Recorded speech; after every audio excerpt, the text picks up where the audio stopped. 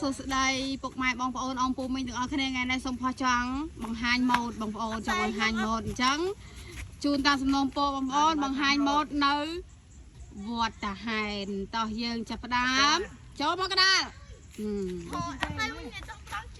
អត់ត្រង់ជួតែគឺយើងបង្ហាញម្នាក់ឯងឲ្យដឹងសមត្ថភាពយើងថាយើងខ្លាំងប៉ុណ្ណា1 2 3បាយអត់បេះបានប៉ុន្តែឲ្យទៅយកស្លឹកឈើចោល Miss Grand Cambodia ខ្ញុំឈ្មោះសំផស្សរៀនអទី7អនាគតចង់ធ្វើប្រពន្ធចាអេអូយាយលះមកបើថៃចង់ខ្លាចជាប្រពន្ធកាញ់យាយលះតែខ្ញុំធ្វើដាប់ឌៀបមក1 2 3 Miss Grand Cambodia ខ្ញុំមានឈ្មោះសំផស្សរៀនអទី7អនាគតចង់ធ្វើប្រពន្ធ អាយ៉យចង់ខ្លាចជាប្រពន្ធនុនតែអត់មកថ្មីញ៉ាំមានលុយដាក់ថ្មីទៅបង្ហាញស្អីចាំឆ្លាញ់នុនទៅចង់ខ្លាចជាប្រពន្ធគេ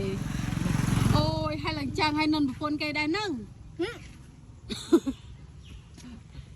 មកអ្នកបន្តគឺចែបឺ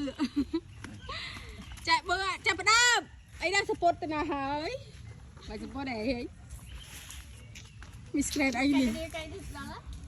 ទីណទី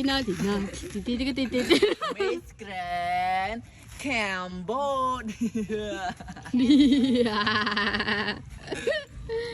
តខ្ញុំឈ្មោះនាងខ្ញុំឈ្មោះជាបឺស្អាតជាងគេក្នុងក្រុម ស៊ីជាងគេ អ្នកបន្តគឺ ម៉ាការ៉េ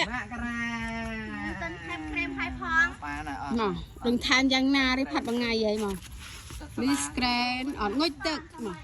1 2 3ថាធ្វើនរិស្គូតបងថ្ងៃស្គូតតែមក1 2 3តារាវតារា Miss Grand Cambodia អត់ស្គាល់ឈ្មោះខ្លួនឯង ខ្ញុំឈ្មោះម៉ាក់យេតែគេចំណាំឲ្យខ្ញុំរងថ្ងៃគឺម៉ាការ៉េ ម៉ាក់យេអូយមិនមកដល់ទាំងអស់គ្នាផងគេជួយចិត្តបង្ហាញម៉ូដទេគេអានគេធ្វើខ្លួនស្អាតណាលឺឡើងដើរមក1 2 3 អ៊ីស្រាអែលតែអូយសាំមក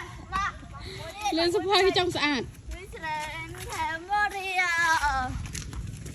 ម៉ាក់ អូយជិះជាសាហាវ